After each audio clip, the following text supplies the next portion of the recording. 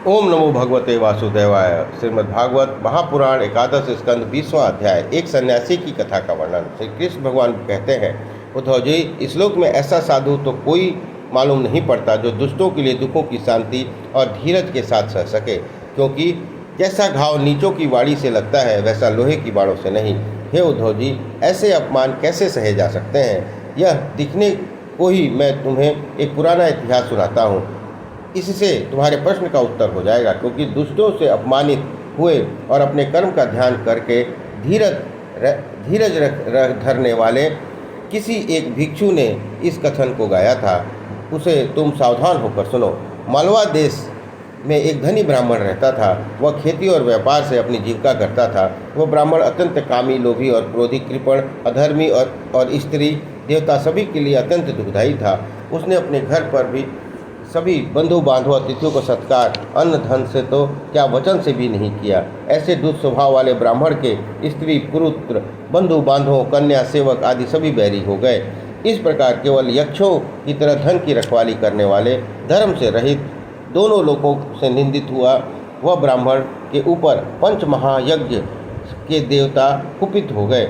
इन महायज्ञों के देवताओं के अनादर से धन जोड़ने वाले उस ब्राह्मण के पुण्य नाश हो गया और उसका खेती व्यापार आदि अनेकों मेहनत से जुड़ा हुआ धन छीनने लगा।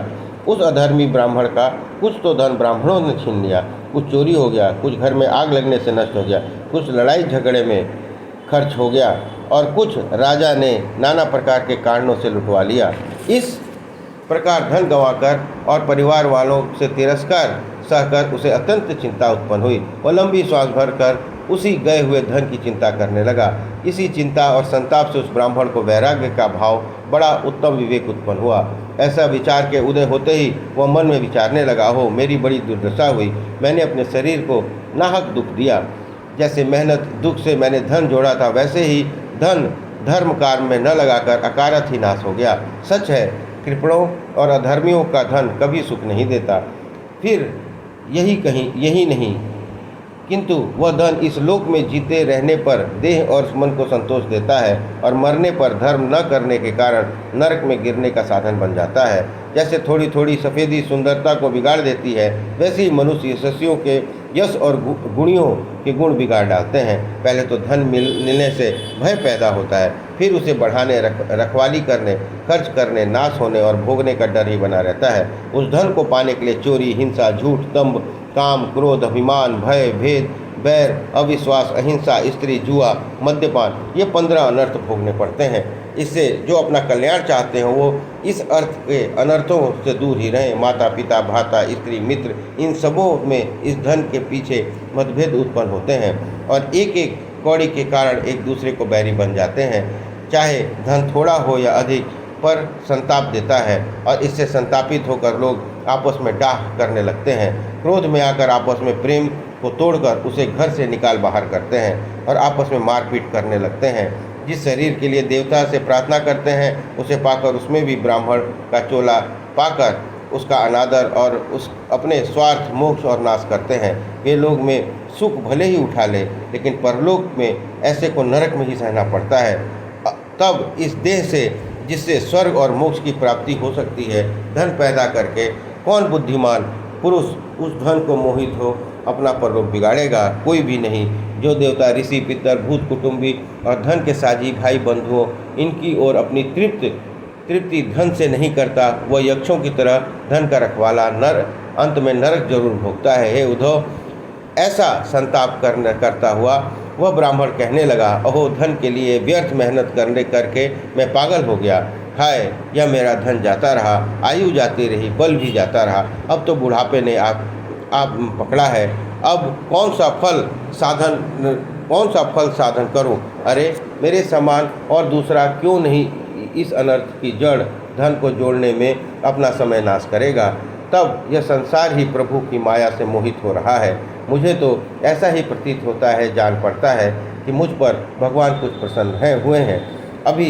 तभी मेरा धन नाश होकर मुझे इस सागर में उतरने के लिए वैराग्य रूपी नाव मिली है। अब मैं इस वैराग्य से जो कुछ आयु बाकी बची है, उसे धर्म आदि साधन करके अपने इस देह को तपाकर सुखा डालूंगा। इस विषय में देवता मुझे विघ्न देकर सहायता ही देंगे, क्योंकि राजा षड्वांग ने एक ही मुहूर्त में अपना साधन साध लिया था। इससे मुझे भी थोड़े काल में उत्तम गति मिल जाएगी। श्री कृष्ण बोले, हे उद्धव जी, इस प्रकार उस ब्राह्मण के मन में निश्चय कर मैं और तू वाली मन की गांठ को तोड़ डाला और शांत मन होकर सन्यासी हो गया। भिक्षुक बनकर मन, इंद्रियों और प्राणों को स्वाधीन बना, सबके मोह रहित हो इस भूतल पर घूमने लगा। हे उद्धव, उस मैले कुचैले अवधूत को देखकर नीच पुरुष अनेकों दुख उसे देने लगे। सन्यासी दुष्टों के लिए दुख को और देह आदि के भी दुखों को अपने प्रारब्ध के वश में भोगते हैं। ऐसा मानकर जो दुख पड़ता गया सो सब सहता गया। दुर्जनों ने तो उसे धर्म से गिराने की चेष्टा की, किंतु वो अपने दुखों के लिए दुखों से घबराया नहीं, वरन बड़े धीरज के साथ सहता हुआ अपने प्रारब्ध को ही याद करता रहा। ये सब देवता, आत्मा, घर, कर्मकाल आदि मेरे दुख के कारण नहीं है, किंतु मेरा मन ही मेरे दुखों का कारण है। वह बलवान तन पहले गुण की वृत्तियों को प्रकट करता है, तब उन वृत्तियों से सात्विक, राजस, तामस वाले अलग अलग कर्म उत्पन्न होते हैं। फिर उन कर्मों से देवता, मनुष्य और पशु आदि की योनि में जन्म लेता है। इस प्रकार यह मन संसार चक्र में घूमता है। आत्मा को यह संसार अविद्या का कारण मिला है, आपसे नहीं। तब मन को वश में करने ही से सब काम पूरा होता है, नहीं तो सब अधूरा रह जाता है। दान, तप, स्वाध्याय, यम, नियम, व्रत आदि साधन केवल मन के वश में है और सब मन के आश्रित भी है। मन का वश में होना ही उत्तम साधन है, क्योंकि जिसका शांत मन वश में है उसे फिर दान आदि कर्म की क्या आवश्यकता है, और जिसका मन वश में नहीं है उसे दान आदि कर्मों से कौन सा फल मिलता है। हे उद्धव जी, इस प्रकार वह दुष्टों का सताया हुआ सन्यासी अपने ही मन से अपनी कहानी गाकर सुनाता है।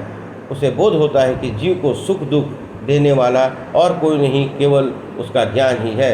यह भी सच्चा नहीं किंतु झूठा ही है। इससे हे प्यारे उद्धव, तुम भी सब झंझटों को छोड़कर मुझ में मन लगाओ। मन को वश में करके मुझे ही लगाना ही योग की उत्तम उन्नति है। इस प्रकार श्रीमद् भागवत महापुराण एकादश स्कंद 20वां अध्याय संपन्न हुआ। बोलिए कृष्ण भगवान की जय।